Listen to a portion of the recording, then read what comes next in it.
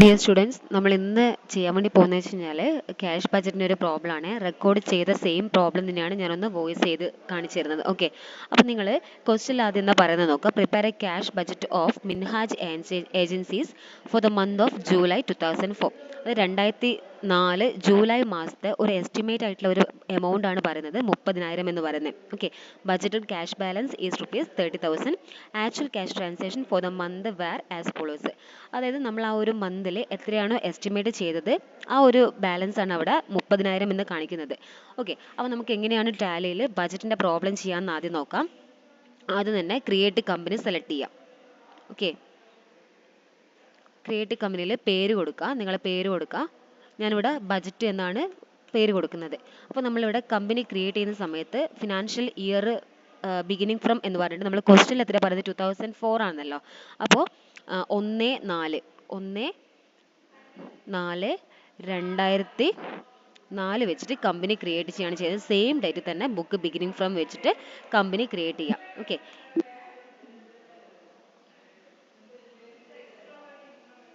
Company create ചെയ്ത് കഴിഞ്ഞിട്ടുണ്ട്. നമുക്കിത് കൺട്രോൾ A അടിച്ചിട്ട് സേവ് ചെയ്യാം. ഓക്കെ, അപ്പോൾ ആ സമയത്ത് തന്നെ നമ്മൾ എന്ത് ചെയ്യണം, Alt F2 അടിച്ചിട്ട് എന്ത് ചെയ്യുക, പീരീഡ് കൂടി ചേഞ്ച് ചെയ്യണേ.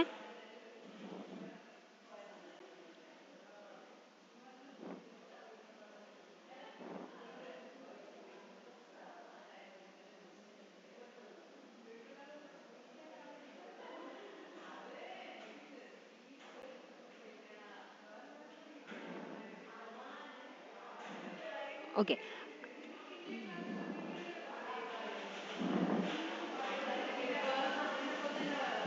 പീരീഡ് ചേഞ്ച് ചെയ്യുക.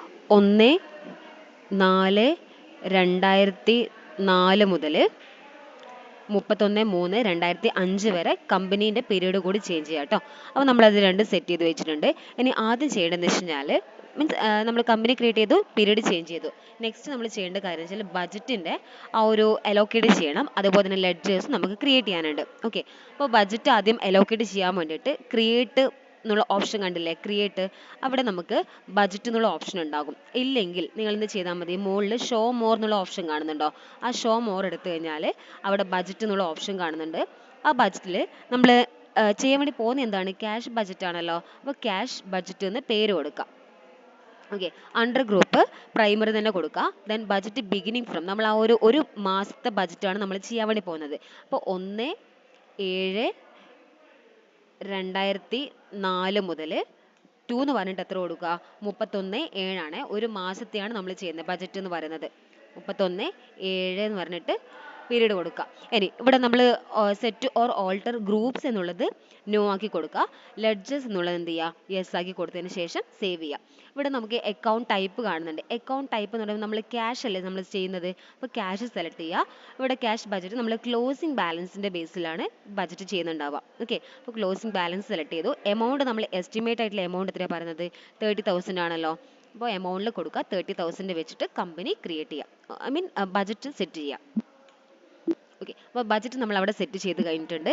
ഇനി നമുക്ക് ക്വസ്റ്റ്യനിൽ നോക്കിക്കഴിഞ്ഞാൽ മനസ്സിലാകും ഏതൊക്കെയാണ് ലെഡ്ജേഴ്സ്. അവിടെ ഇവിടെ ആകെ മൂന്ന് ട്രാൻസാക്ഷൻ മാത്രമേ തന്നിട്ടുള്ളൂ, cash sales, cash purchase, printing charges. അപ്പോൾ നമുക്ക് ഈ മൂന്നെണ്ണത്തിൻ്റെ ലെഡ്ജേഴ്സ് മാത്രമേ ക്രിയേറ്റ് ചെയ്യേണ്ട ആവശ്യം വരുന്നുള്ളൂ.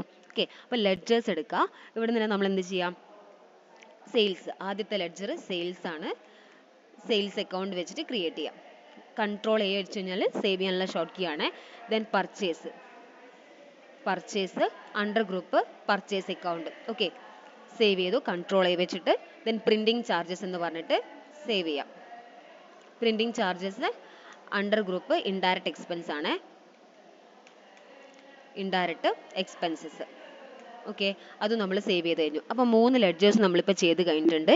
ഇനി നമുക്ക് നെക്സ്റ്റ് ചെയ്യാൻ വേണ്ടി പോകുന്നത് വെച്ച് കഴിഞ്ഞാൽ നമ്മളുടെ വൗച്ചർ എൻട്രി ആണ്. ഓക്കെ, വൗച്ചർ എൻട്രി എടുക്കാൻ വേണ്ടിയിട്ട് എസ്കേപ്പ് അടിക്കുക. നമ്മൾ താഴെയുള്ള വൗച്ചേഴ്സ് കണ്ടല്ലേ, വൗച്ചേഴ്സ് ക്ലിക്ക് ചെയ്യാം. ഓക്കെ, അപ്പോൾ നമ്മൾ ആദ്യം പറഞ്ഞിട്ടുണ്ടായിരുന്നു ഇവിടെ ഒറ്റൊരു എമൗണ്ട് കോളം മാത്രം ആണെങ്കിൽ നമ്മൾ ആദ്യം എന്ത് ചെയ്യണം, ഇവിടെ റൈറ്റ് സൈഡിലുള്ള ചേഞ്ച് മോഡ് കാണുന്നുണ്ടല്ലോ, ആ ചേഞ്ച് മോഡ് ക്ലിക്ക് ചെയ്തിട്ട് ഡബിൾ എൻട്രി ആക്കി കൊടുക്കണം. ഓക്കെ, അത് നമ്മളിപ്പോൾ ഡബിൾ എൻട്രി ആക്കി കൊടുത്തു കഴിഞ്ഞാൽ 2 എമൗണ്ട് കോളം അവിടെ വന്നിട്ടുണ്ട്. ഇനി നമുക്ക് എന്താണ് F8 സെയിൽസിലാണ്, ക്യാഷ് സെയിൽസ് ആണ് ആദ്യത്തെ എൻട്രി എന്ന് പറയുന്നത് തന്നെ. അപ്പോൾ F8ലാണ് ചെയ്യേണ്ടത്. ഫംഗ്ഷൻ F8 സെയിൽസ് വന്നല്ലോ.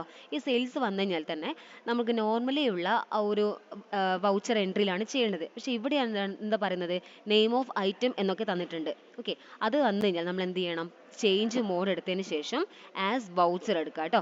മറ്റേത് ഈ ഇൻവോയ്സിലാണെങ്കിൽ സ്റ്റോക്ക് ഐറ്റം ഒക്കെ ഉണ്ടെങ്കിൽ മാത്രമേ അങ്ങ് ചെയ്യേണ്ട ആവശ്യമുള്ളൂ. അത് സ്റ്റോക്ക് ഐറ്റം പ്രിപ്പയർ ചെയ്യുമ്പോൾ മാത്രം. ബാക്കി എല്ലാത്തിനും ആസ് വൗച്ചർ ആണ് നമ്മൾ അവിടെ കൊടുക്കേണ്ടത്. ആസ് വൗച്ചർ കൊടുക്കുക. നമ്മൾ എൻട്രി എന്താ വരുന്നത്, cash account at to sales ആണ്. ക്യാഷ് സെലക്ട് ചെയ്യുക. എൻ്റർ അടിച്ചതിന് ശേഷം ഇതൊക്കെ നമ്മൾ പാർട്ടി ഡീറ്റെയിൽസ് ഒക്കെയാണ്, എൻ്റർ അടിച്ച് പോയാൽ മതി. ഇവിടെ എമൗണ്ട് എത്ര വരുന്നത്, 32,000 ആണ്. 32,000. ഓക്കെ, 2 എന്ന് പറഞ്ഞിട്ട് സെയിൽസ് വരിക. ഇവിടെ നെയിം ഓഫ് ഐറ്റം ഒന്നും കൊടുക്കേണ്ട ആവശ്യമൊന്നുമില്ല. എൻ്റർ അടിച്ചിട്ട് സേവ് ചെയ്താൽ മതി. സേവ്. ഇനി രണ്ടാമത്തെ എന്താ പറയുന്നത്, പർച്ചേസ്, ക്യാഷ് പർച്ചേസ് ആണ് അല്ലേ. അപ്പോൾ ഫംഗ്ഷൻ F9 നമ്മൾ ചെയ്യേണ്ടത്.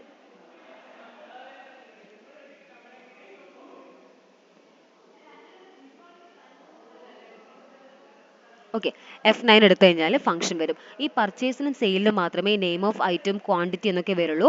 അപ്പോൾ ഈ രണ്ട് ഐറ്റം വന്നു കഴിഞ്ഞാൽ നമ്മൾ എന്ത് ചെയ്യണം, ചേഞ്ച് മോഡ് എടുത്തതിന് ശേഷം ആസ് വൗച്ചറിലേക്ക് മാറ്റി കൊടുക്കണം. ഓക്കെ, അപ്പോൾ ഇവിടെ പർച്ചേസിൻ്റെ എമൗണ്ട് എൻട്രി എന്താ വരുന്നത്, purchase account at to cash എന്നാണ്. എൻ്റർ അടിക്കുക. ഇതൊക്കെ എൻ്റർ അടിച്ച് പോയാൽ മതി. ഓക്കെ, എമൗണ്ട് എത്ര വരുന്നത്, ക്യാഷിൻ്റെത് 17,000.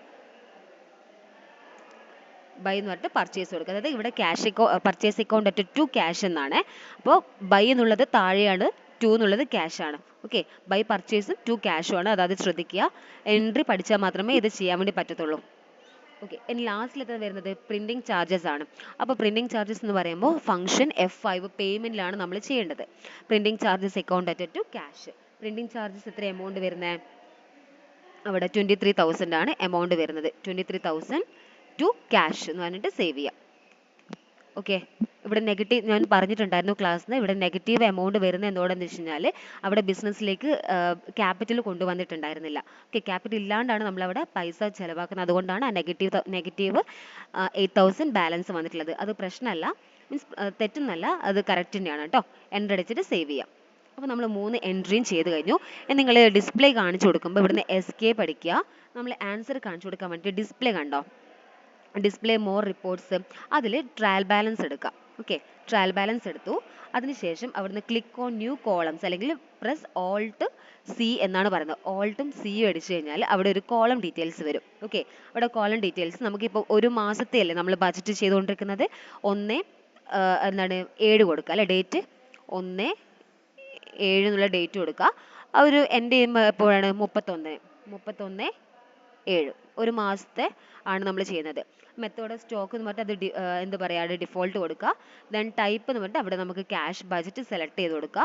ദെൻ ഷോ വേരിയൻസ് അവിടെ യെസ് ചെയ്ത് കൊടുക്കുക. ഓക്കെ, അവിടെ primary groups means name of group primary തന്നെ കൊടുത്തിട്ട് സേവ് ചെയ്താൽ മതി.